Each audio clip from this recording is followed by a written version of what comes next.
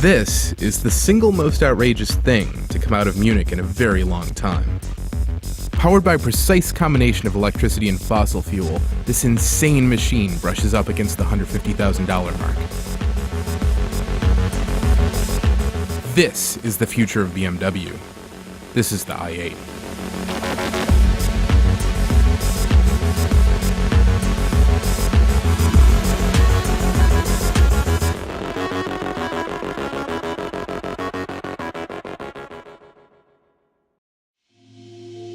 It's just like, it's like, the car is like from the future, right? Like, it doesn't feel like a BMW. It doesn't feel like anything else I've ever been in or around. It just like feels like from another dimension. It's like it was teleported in from another dimension and now I'm driving it. If you weren't told that it was a hybrid, you could conceivably believe that you were just driving like a nice sports car. It just feels like really rock solid. Everything feels like it's constructed immaculately. Everywhere you look in and around the i8, there are bits and pieces of technology that are going to find their way into the company's entire lineup over the coming years, one way or another. Take the car's frame, for instance. It's made of something called carbon fiber reinforced plastic, CFRP, and it's significantly lighter than the metals found in a typical car.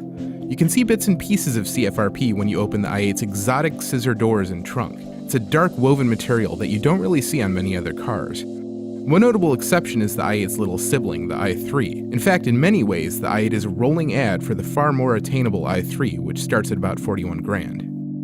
Then there's the drivetrain. The i8 is a gas-electric hybrid that's powered by an electric motor in front and a 3-cylinder engine in the back. You can run it on electric power alone all the way up to 75 miles an hour if you like, but when you pair them together, you get a total of 357 horsepower. That's not really up to supercar standards, but then again, this isn't about making the fastest exotic on the block. If it was, they'd just throw a V10 or 12 in there and call it a day. One thing that sets the i8 apart from your average supercar is that it has an electric motor driving the front 2 wheels, and then the very small 3-cylinder turbocharged engine in the back driving the rear wheels. And so you end up with an all-wheel drive system, and you can set it into electric-only mode. And you can also set it into a power mode that keeps both the electric and the gas engine turned on at all times for maximum power. It definitely feels a little different from your average car, but it's surprisingly poised and, for lack of a better word, normal.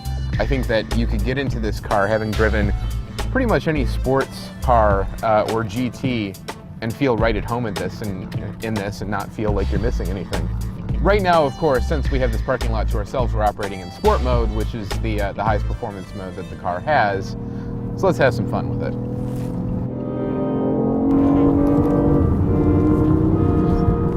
Okay.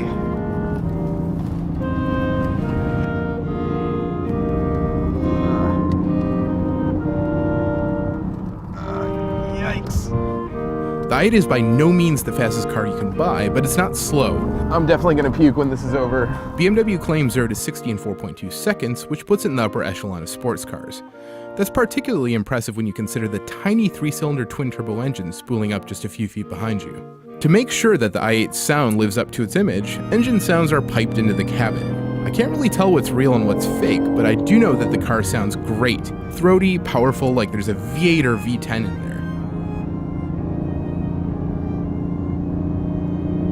There are a lot of beautiful cars in the world, but this one's different. I wouldn't even really call it beautiful, at least not in the traditional sense. It's technological. It just looks like it's full of patents and gadgets and doodads. And I think everyone on the road agrees. Driving the i8 is a social experience. You can't stop for food or gas or really much of anything without people stopping by to check it out. Something about those scissor doors, I think, which don't really serve any function but to look awesome. The insane taillights, the low aggressive stance, and the tricolor paint scheme don't hurt either.